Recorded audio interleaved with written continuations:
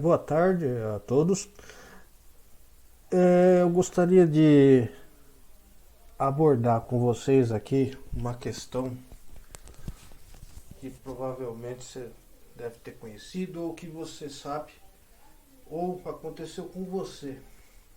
Quantas vezes você já ouviu falar da palavra intuição, né? Que é aquilo que mais ou menos você premoniza que vai ocorrer, ou então que você tira alguma conclusão sobre alguma determinada coisa, é, para você, que você faz de forma inconsciente. Basicamente você tem um conjunto de experiências na sua vida, onde você vivencia, que você estuda, e daí com base nessas repetições e das suas experiências você acaba tirando uma conclusão sobre algo e essa ocorre de forma automática. Isso é o que chamamos de intuição. É algo que vem de dentro da gente que a gente não sabe dizer o porquê, o como ou quando isso ocorre. Simplesmente acontece, certo? Como isso funciona ainda é um enigma para a ciência. É apenas algo que você sente. Muitos acreditam até que seria um sexto sentido. É o que acontece na sua mente. No caso do xadrez, a intuição ela se dá a partir do momento em que nós enxadristas nós temos as concepções em determinadas posições, em determinadas situações, nas quais a gente acaba, com as nossas experiências e nossas partidas, a gente acaba aplicando no dia a dia dos nossos jogos. Por isso que muitas vezes, para o leigo, ele acha estranho a gente realizar lances automáticos e acha uma coisa assim um tanto quanto impossível a gente jogar partidas rápidas.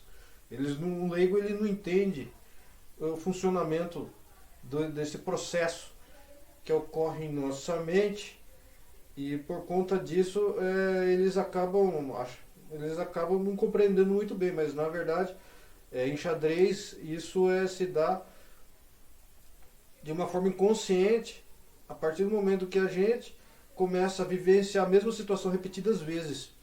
Em xadrez isso é muito comum, por exemplo, quando se trata de na fase de abertura ou até mesmo na final, que a gente se adapta e a gente já joga uma determinada linha de jogo e essa posição já fica memorizada e a gente joga basicamente no automático. Muitas vezes nós, os capivaras, acabamos jogando assim sem ter uma visão mais consciente daquela posição e por conta disso acabamos até perdendo oportunidades ou até mesmo o jogo por conta dessa negligência, entre aspas, nossa, em razão dessa mecânica, essa forma mecânica que a gente tem de atuar no jogo. Isso não só esse tipo de atuação automática a gente não vê só no xadrez, mas no dia a dia e na vida. E é uma coisa assim que já é comprovado cientificamente, né, que a atuação da pessoa no tabuleiro ela é o reflexo das suas atitudes na vida. Então a personalidade que a pessoa expõe no jogo de xadrez é aquilo que ela é na vida. Chega a ser um exercício até de autoconhecimento. Bom, por que eu estou falando tudo isso? Tá? A intuição, ela teve em matéria de xadrez, ela teve o seu maior expoente em um jogador que é considerado até uma lenda, que é ninguém mais, ninguém menos do que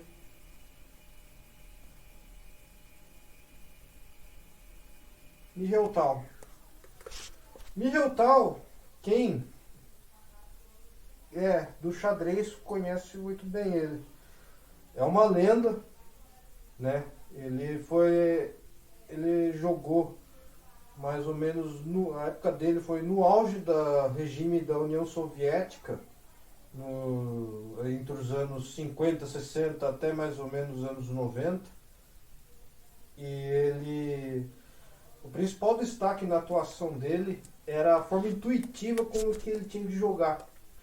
Ele simplesmente realizava assim, sacrifícios mágicos no jogo que produziam um efeito psicológico nos adversários, que posteriormente, uma análise mais fria dos jogos, viam as refutações das suas lances de ataque. Mas na hora, por conta da pressão e por conta da força do ataque, os jogadores eles não enxergavam, e ele conseguia capitalizar isso em resultados. Por isso muitos o consideram como um dos maiores jogadores de ataque do xadrez na história. Tá? Ele tem uma legião de fãs, ele exerceu uma influência enorme no xadrez mundial. O nome completo dele era Mikhail Nehmeyevich Tal, era judeu, nasceu na Letônia, na capital Riga. Ele foi o 8º campeão mundial de xadrez. O reinado dele durou pouco, foi mais ou menos coisa de um ano, entre 1960 e 1961. Seu apelido era Misha, que é como eles chamam, o diminutivo de Mihail na União Soviética, na Rússia. E por conta dessa influência que ele exerceu, em homenagem à memória dele, tem o torneio memorial Mikhail Tal, que é disputado em Moscou todos os anos e é muito concorrido. Ele, a princípio, ele é judeu, né, como eu disse.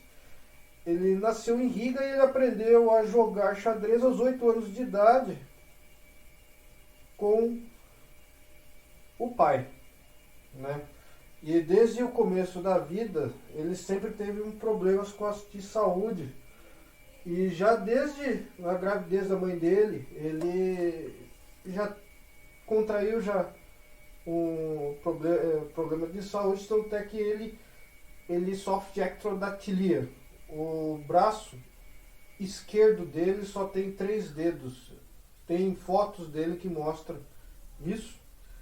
Ele era um precoce. Com 3 anos ele aprendeu a ler, com 8 anos ele aprendeu a jogar xadrez quando viu seu pai. E ele era tão inteligente a ponto de, aos 15 anos, ele poder já começar a fazer faculdade. Ele teve um começo tardio no xadrez de competição. Ele começou mais ou menos quando ele já estava na universidade, isso lá pelos 15, 16 anos, quando ele começou a se juntar com os enxadristas do Clube de Xadrez do Movimento dos Pioneiros no Castelo de Riga, lá na Letônia. E o mestre Alexander Koblenz começou a treinar ele em 1949 e ele começou a se esforçar mais no xadrez nessa época. E assim, o crescimento dele foi tão grande que já em 1951 ele já foi qualificado para disputar o campeonato letão, né? Na época era como se fosse um campeonato estadual regional da extinta União Soviética. E em 1952 ele superou seu próprio mestre. E ele foi crescendo muito, muito, muito, muito. E em 1954 ele já conseguiu o título de mestre soviético, que era o equivalente ao mestre nacional nosso. Lógico que os requisitos eram muito mais rígidos, né? E nesse ano também ele conseguiu bater o primeiro grande mestre, que na época era já um feito enorme. E não foi ninguém mais, ninguém menos que Yuri Averbakh. Foi numa posição de empate que o Averbakh perdeu por tempo. Ele se formou em literatura na Universidade da Letônia, né? Escreveu teses sobre a Letônia e chegou a dar aula em Riga por um tempo, quando ele tinha uns 20 anos. A partir de então, daí ele, como ele começou a despontar no xadrez, ele resolveu se dedicar integralmente ao xadrez. E pouco tempo depois ele se casou em 1959, tá? Então, esse primeiro vídeo nós vamos falar da ascensão dele ao estrelato, quando ele estava começando, porque a vida dele passou por várias etapas, então a gente vai tratar caso a caso, tá? Hoje nós vamos tratar principalmente da ascensão dele.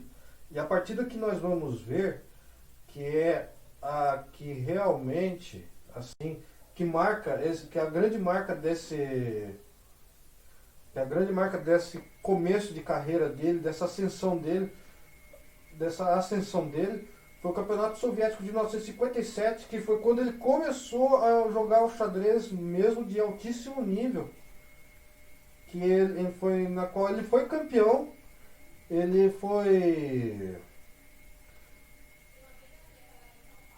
foi campeão em 1957, no 24º Campeonato Soviético. Ele ficou a meio ponto à frente de Paul Keres, Bronstein, Spassky. Korchnoi estava começando também, Petrosian estava mais ou menos nessa mesma época subindo. Enfim, só fera. Ele ficou com 14 pontos.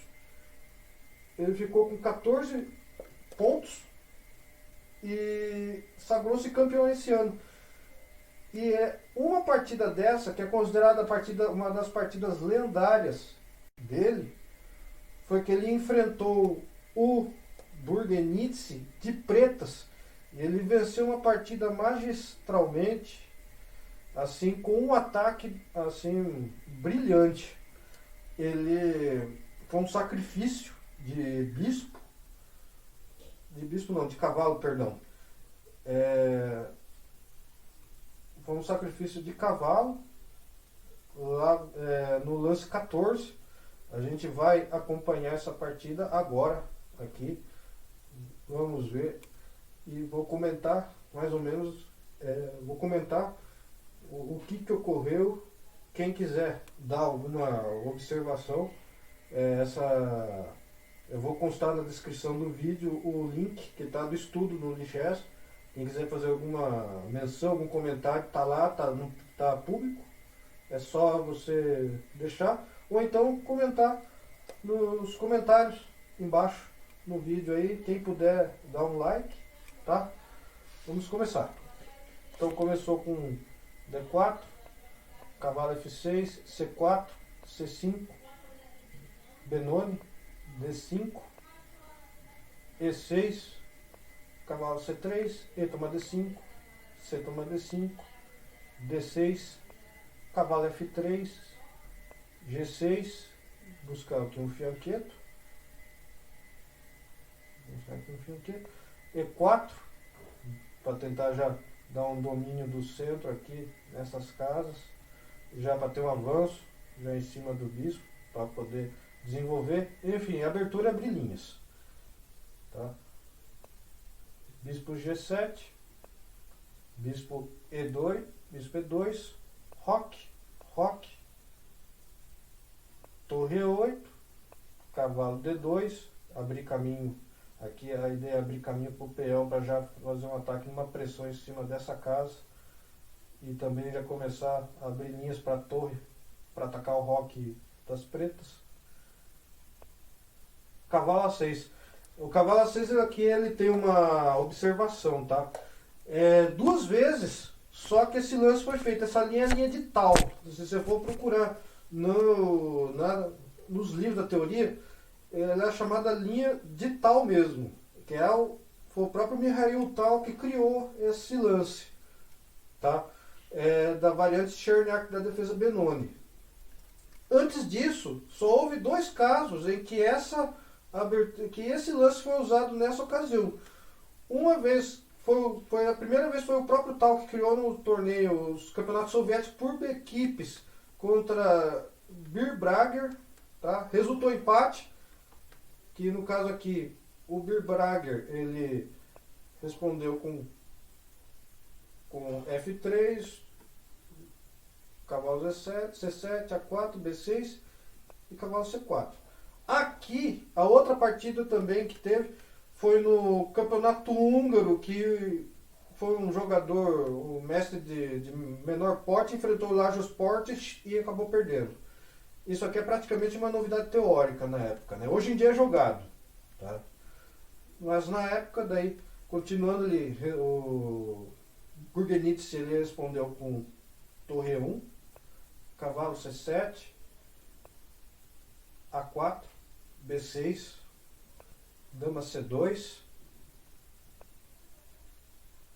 cavalo G4. Aqui é lógico, a ideia é já atacar os pontos fracos e já colocar a dama em ação já na ala do rei, e abre aqui caminhos, pois aqui a torre já tem um caminho aberto já, tava, depois vi aqui, enfim, as pretas têm possibilidades aqui e o Mihail vai tratar de trabalhar essas possibilidades, né? Jogador de ataque, ele trabalha dessa forma. Jogou H3, né? Para tirar o cavalo, e aqui que vem o lance. Aqui que é o lance que nós vamos comentar com mais profundidade agora. Tá. Eu expliquei para vocês que Mihail Tal ele era intuitivo. Se você for observar bem, normalmente os jogadores de xadrez, aprendem o conceito de que existem casas que são débeis. Que nem no caso aqui, ele observou que essa casa aqui, você pode perceber que somente o rei tem alguma defesa sobre ela. Notadamente, ele observou que eventuais ataques que ocorressem em cima do conceito dessa casa débil poderia trazer algum resultado. Ele teria calculado mais profundamente? Certamente que sim. Só que as ideias dele, como se trata de ideias com base intuitiva, ele observou essa debilidade e tratou de trabalhar em cima disso, tá? A questão do cálculo mais profundo, aí já são outros 500, já é uma outra ótica, né? Porque aqui um dos quesitos, um requisito no caso, para um sacrifício ele ser considerado totalmente eficaz, é o fato dele se basear em lances forçados. No caso aqui, posteriormente, depois eu vou explicar para vocês qual que teria sido o lance correto a ser efetuado, que no caso ia somente terminar numa plena igualdade, tá? E é aquilo que foi falado, que eu falei para vocês no começo do vídeo, que as análises que eram feitas nas partidas após elas terem sido ocorridas, dos sacrifícios que ele fazia, eles achavam as respostas. Por isso muitos não consideravam assim, alguns não consideravam as ideias dele muito válidas, né? Ocorre que havia o efeito psicológico,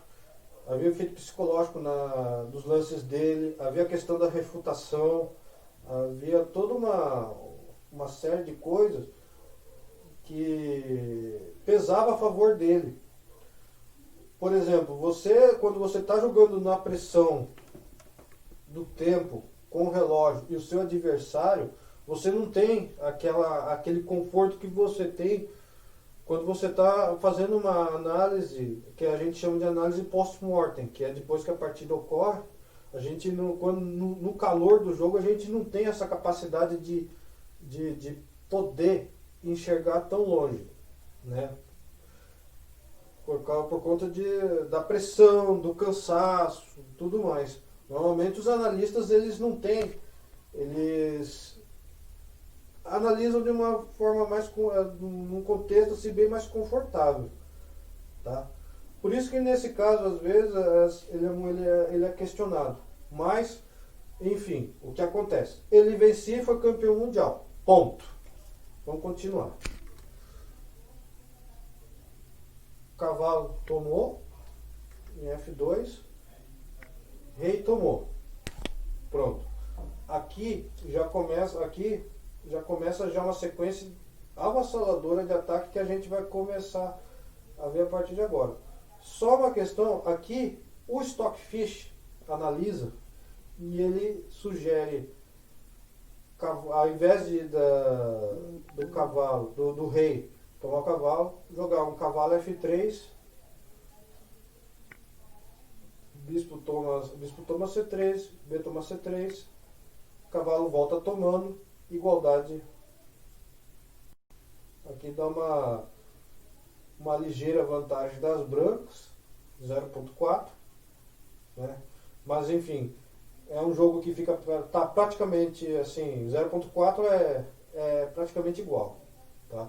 Mas é a diferença entre uma vitória e uma derrota. Vamos continuar? Vamos lá.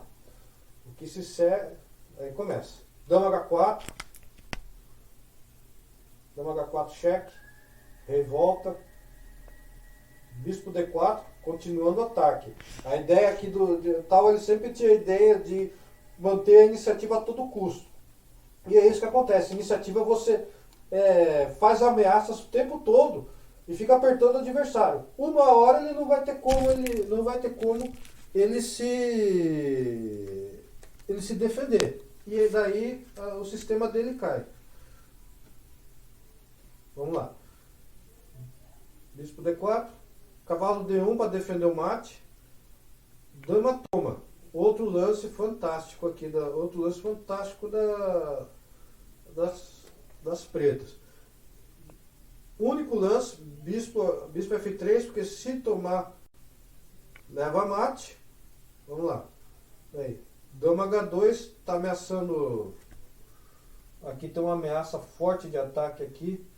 Praticamente ganho é mate em 2, né? Mate em 2, que daí o rei vem aqui, depois a dama vem aqui e é mate. Mas não é mate, perdão. Mas enfim, é um ataque forte. Vamos continuar. Cavalo E3, F5, cavalo do D C4. A ideia aqui é proteger essa diagonal do bispo. F toma E4, abrindo aqui, ó, abrindo coluna para cima do rei. Bispo toma E4. O bispo cravando o cavalo aqui. E cravando o cavalo é mais uma peça pressionando. Aí tem a opção da torre aqui ainda. Enfim, aqui as brancas estão muito apertadas aqui. Vamos lá. Bispo F3, tentar se defender um pouco mais. Torre 5, a ideia aqui é dobrar as torres para aumentar a pressão em cima desse cavalo e em cima do rei. Aqui nós temos somente o bispo e a torre aqui defendendo. Bispo e a torre defendendo. Aqui nós já temos um bispo, já temos a torre. Esse cavalo que está cravado, não pode mexer. Já tem uma ameaça aqui de uma torre em cima para dobrar e já tem para ocupar aqui a 8ª fileira. Daí vamos continuar.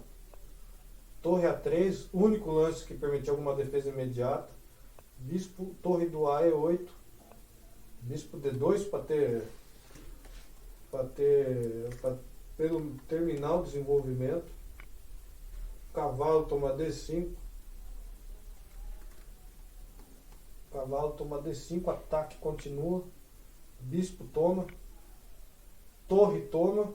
Aqui o cavalo não pode tomar porque ele está cravado. O cavalo aqui não pode tomar, porque senão leva mate aqui embaixo. Rei E2. Bispo toma E3. Torre toma E3. E aí, bispo toma C4. As pretas abandonam. Não tem o que fazer aqui. Porque esse dama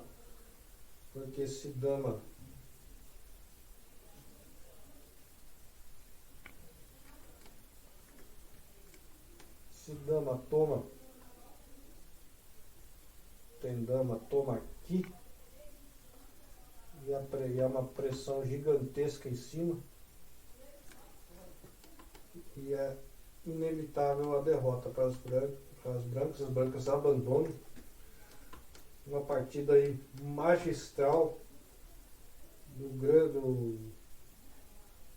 do grande Mihail Tal.